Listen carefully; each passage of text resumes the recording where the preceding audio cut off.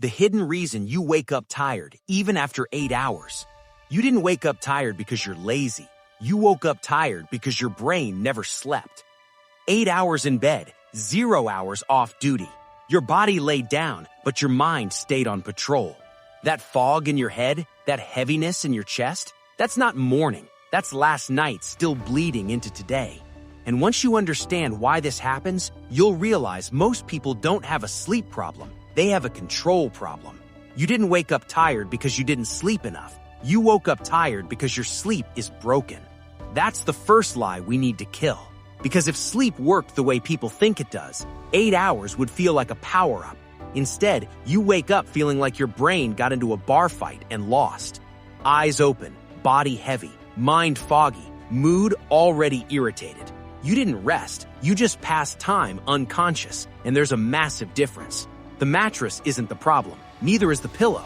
People love blaming objects. This pillow sucks. My mattress is too soft. I need blackout curtains. I need magnesium. I need supplements. No, you don't need more products. You need to understand what your brain is actually doing at night. Because sleep isn't one thing, it's a process. And right now, your process is trash. Sleep isn't a nap, it's a factory shift.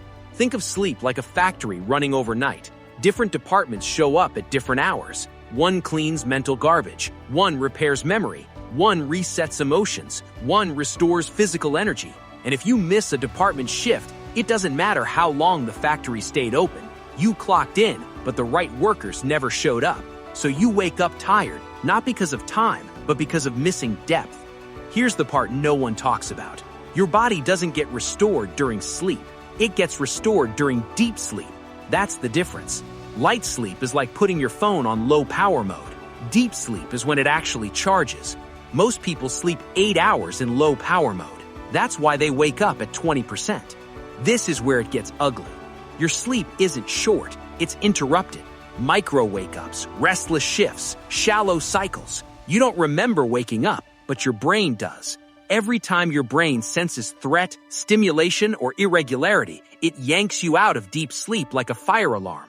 Phone buzzing, late-night scrolling, heavy dinner, alcohol, inconsistent bedtime, stress still running in the background. Your brain never fully lets go. It sleeps with one eye open, and here's why.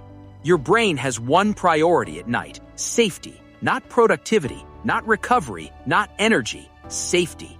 If your nervous system thinks you're still on duty, deep sleep doesn't happen, and most people live in a constant state of low-grade alert.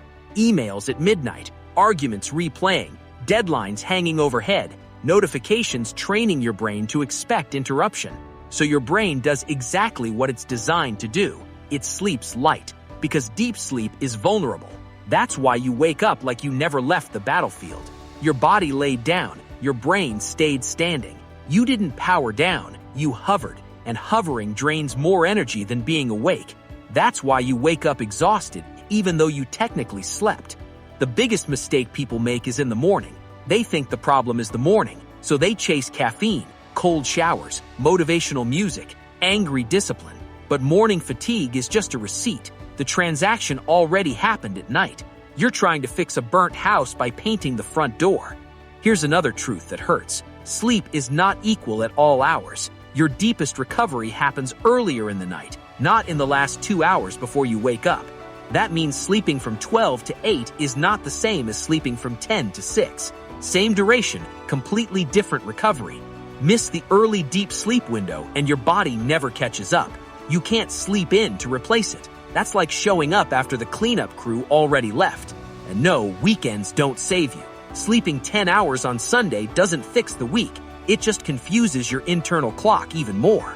Your brain thrives on predictability. Random sleep schedules feel like jet lag without travel, and jet-lagged brains don't go deep. Let's talk about the fake sleep button. Alcohol doesn't help you sleep. It knocks you out. There's a difference. It sedates your brain into unconsciousness, then rips you out of deep sleep later. That's why you wake up at 3 a.m., heart slightly racing, mind active, body dry. You didn't rest, you got tricked. Late-night screens train your brain to expect interruption. Scrolling before bed is basically telling your brain, stay alert, something important might happen. Light isn't the only issue. context is. Your brain associates your phone with stimulation, conflict, novelty. So when you sleep after scrolling, your brain stays semi-armed. You're asleep, but not surrendered.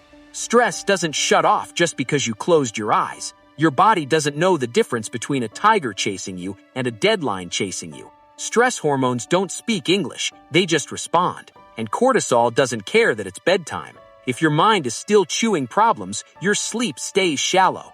That's why sleep more is a terrible advice. Telling a tired person to sleep more is like telling a starving person to chew longer. Wrong problem. The issue isn't duration, it's architecture. Your sleep structure is broken. What actually fixes waking up tired? Not hacks, not supplements, not productivity YouTube. Signals. Your brain needs clear signals that it's safe to go deep. Same sleep time every night. Darkness before bed. No stimulation late. A clean off-ramp from the day. Your brain doesn't need comfort. It needs certainty. Here's the truth most people don't want to hear. You don't have a sleep problem. You have a lifestyle rhythm problem. Your nights are paying for your days. And until your days slow down before your nights, your sleep won't go deep. Ever. Notice kids wake up energized? It's not age, it's nervous system safety. They shut off, fully. Adults don't. They carry the world to bed. Most people collapse into sleep. Deep sleepers surrender. There's a difference. Collapse is exhaustion. Surrender is trust. And your brain only surrenders when it feels safe. So tonight when you lie down, your body will sleep. The real question is, will your brain finally clock out or stay armed like it always does? Because tomorrow morning isn't decided by your alarm. It's decided by what your mind does before you close your eyes. And if you wake up tired again, you'll know exactly why. And once you know, you can't unknow it.